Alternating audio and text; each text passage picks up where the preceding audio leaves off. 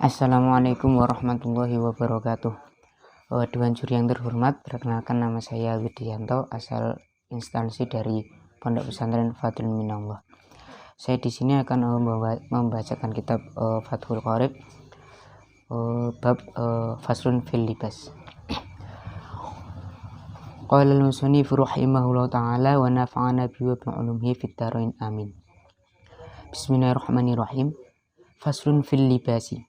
Wa yahrumu ala rijali lubsul hariri wa takhaddumu bidhahabi wal qazi fi halil ikhtiyari wa kadha yahrumu isti'malu ma dzukira ala jihadil iftirashi wa ghairi dhalika min wujuhil isti'malati wa yahillu lirijali lubsuhu lidaruratin ka harrin wa baratin muhlikaini wa yahillu linisa'i lubsul hariri wa iftirashihi wa yahillu lil waliyyi ilbasu sabiyyi al harira qabla sinina wa ba'daha wa qalilu dhahabi wa kathiruhu ay isti'maluhuma fit tahrimi sawa'un wa idza kana ba'du thawbi ibrisiman ay hariran wa ba'duhu al akharu qadnan aw kattanan masalan jaza lirrajuli lubsuhu malam yakun al ibrisu ghaliban ala ghairihi fa in kana ghairul ibrisimi ghaliban halla wa kada in istawaya fil asahi. Terjemahnya, pasal yang menerangkan berpakaian dan haram bagi laki-laki memakai sutera, memakai cincin dari emas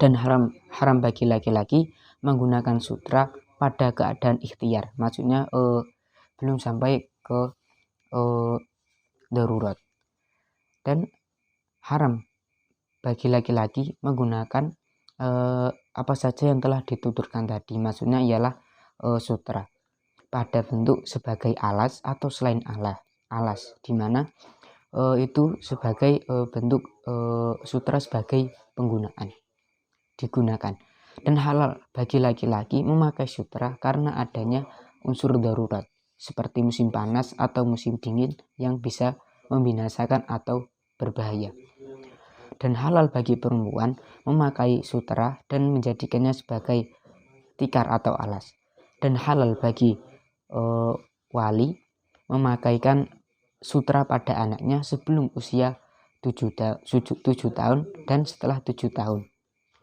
dan sedikitnya emas dan banyaknya emas, maksudnya pada penggunaan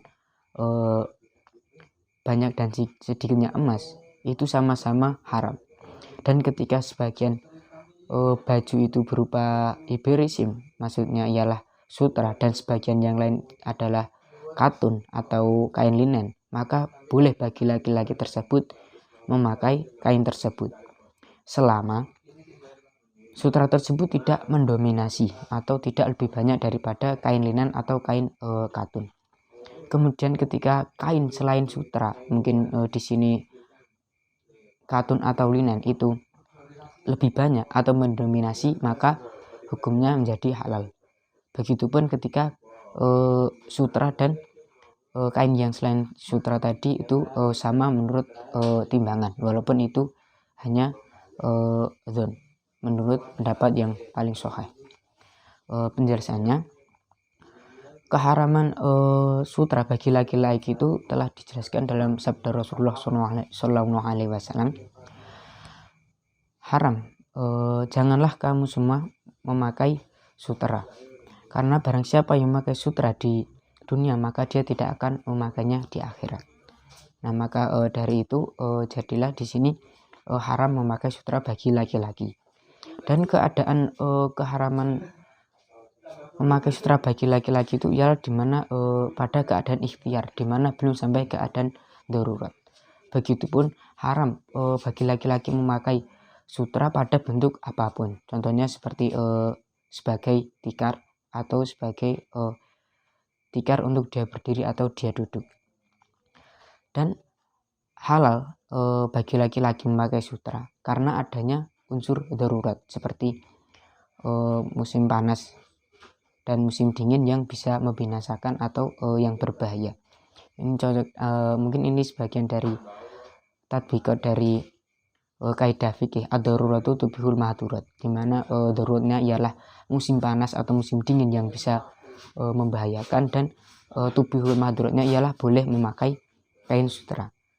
Wa yahilu linnisa'i lubsul hariri waftirashihi, dan di sini mutlak bagi perempuan itu boleh memakai sutra seperti yang telah disabdakan Rasulullah SAW, dihalalkan emas dan sutra bagi wanita umatku dan tidak dihalalkan bagi lelakinya.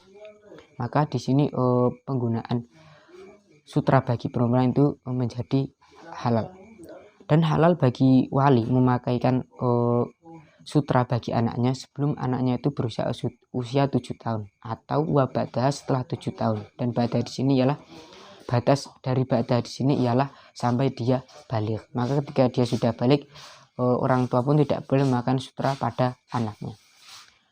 Dan sedikitnya emas dan banyaknya emas pada penggunaan penggunaan sedikit atau banyak pada emas itu sama-sama hukumnya haram bagi laki-laki. Ketika ada baju yang mana sebagian itu adalah kain sutra dan yang lain adalah mungkin kain katun atau kain linen, maka boleh bagi laki-laki itu memakainya selama dengan catatan kain sutra tersebut tidak mendominasi atau tidak lebih banyak daripada kain yang katun atau kain linen. Dan begitupun ketika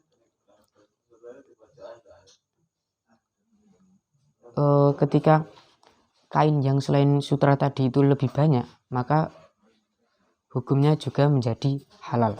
Begitupun ketika keduanya sama dalam ukuran timbangan, walaupun itu hanya dilihat dari segi don. Itu menurut pendapat yang paling sahih. Mungkin sekian yang dapat saya sampaikan. Wassalamualaikum warahmatullahi wabarakatuh.